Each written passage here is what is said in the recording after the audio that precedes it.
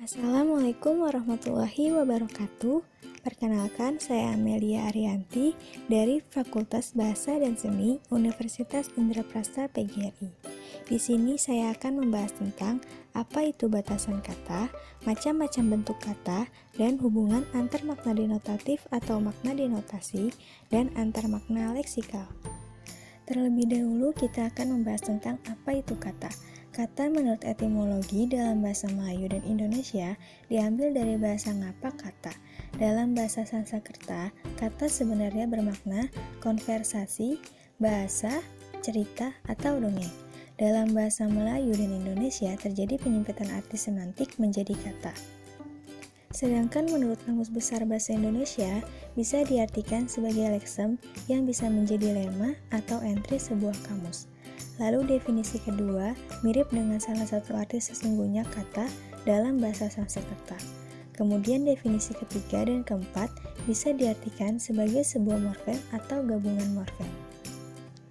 Menurut Kus Hartanti, kata adalah satuan bebas yang paling kecil atau dengan kata lain, setiap satuan bebas merupakan kata. Sedangkan menurut Keraf, kata adalah satuan-satuan terkecil yang diperoleh sesudah sebuah kalimat dibagi atas bagi-bagiannya dan mengandung sebuah ide. Batasan pada kata terbagi menjadi 5 bagian.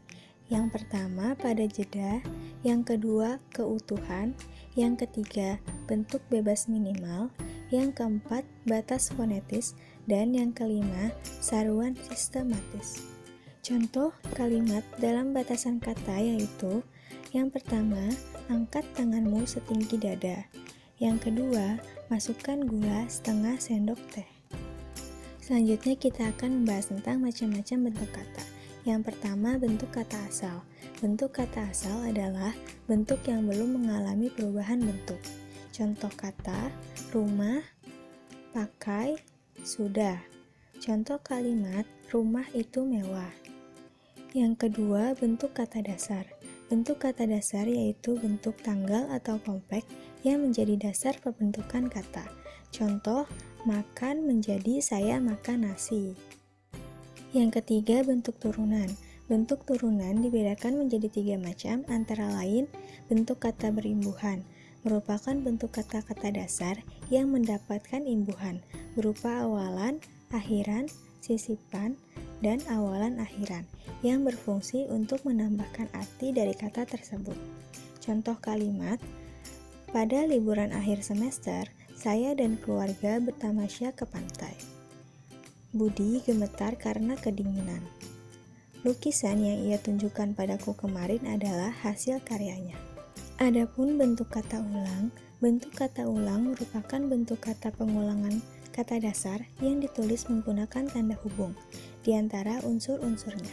Contoh kata: anak-anak, buku-buku, sayur-mayur, berjalan-jalan, biri-biri, hati-hati, cumi-cumi, mondar-mandir.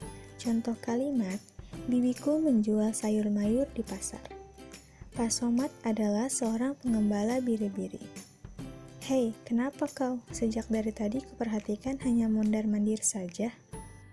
Yang terakhir, kata majemuk.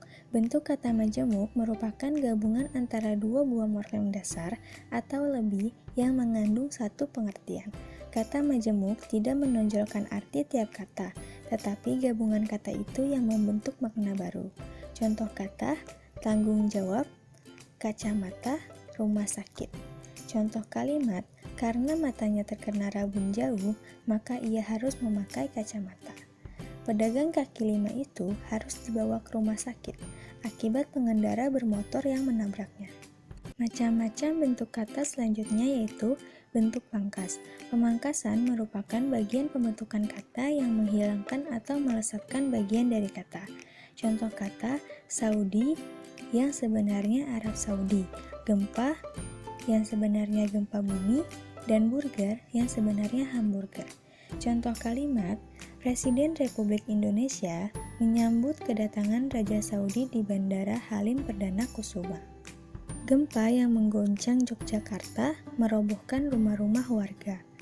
Yuna merasa sakit perut setelah memakan burger yang dibelinya di kantin sekolah. Adapun macam-macam bentuk kata yang terakhir yaitu bentuk akronim. Bentuk akronim adalah kependekan yang berupa gabungan huruf atau suku kata atau bagian lain yang ditulis dan dilafalkan sebagai kata wajar. Contoh kata Hardiknas yaitu Hari Pendidikan Nasional, STNK Surat Tanda Nomor Kendaraan, dan Jurdil jujur dan adil. Contoh kalimat pada tanggal 2 Mei diperingati sebagai Hardiknas.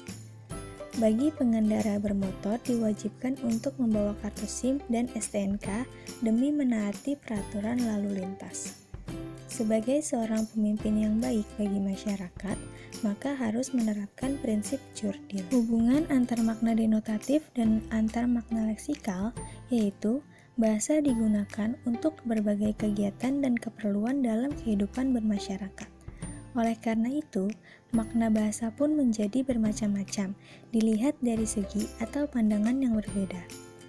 Berbagai jenis makna telah dikemukakan oleh para ahli dalam berbagai buku linguistik atau semantik, semisal Gary Carruth, Abdul Chel, dan lain sebagainya. Makna leksikal adalah makna yang sebenarnya, makna yang sesuai dengan hasil observasi indera kita, makna apa adanya, atau makna yang ada di dalam kamus. Misalnya, leksem mahasiswa memiliki makna leksikal orang yang belajar di perguruan tinggi. Leksem dosen bermakna leksikal tenaga pengajar pada perguruan tinggi.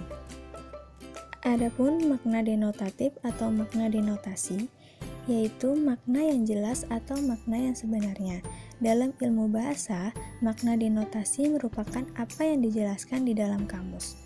Denotasi juga merupakan batasan kamus atau definisi utama sesuatu kata, sebagai lawan daripada konotasi atau makna yang ada kaitannya dengan itu. Denotasi mengacu pada makna yang sebenarnya menurut Carroll. Denotasi adalah makna asli, makna asal, atau makna yang sebenarnya yang dimiliki oleh sebuah kata. Umpamanya, kata kurus bermakna denotatif yang sama artinya dengan keadaan tubuh seseorang yang lebih kecil dari ukuran yang normal, bukan langsing. Kesimpulan dari makna leksikal dan makna denotatif atau makna denotasi akan dianggap denotasi apabila konteks pemakaiannya sesuai. Jika yang terjadi adalah sebaliknya, kata rajin ditunjukkan kepada individu yang benar-benar rajin, maka kata rajin mempunyai makna denotasi. Karena penggunaan kata itu sesuai dengan realitas, sesuai dengan yang dilihat atau diamati. Akan berbeda jika kata rajin ditunjukkan pada orang yang malas kuliah. Atas dasar itu, maka kata rajin bermakna konotasi, karena tidak sesuai dengan konteks situasi dan mengandung nilai rasa di dalamnya. Sekian pembahasan kali ini, kurang lebihnya mohon maaf. Wassalamualaikum warahmatullahi wabarakatuh.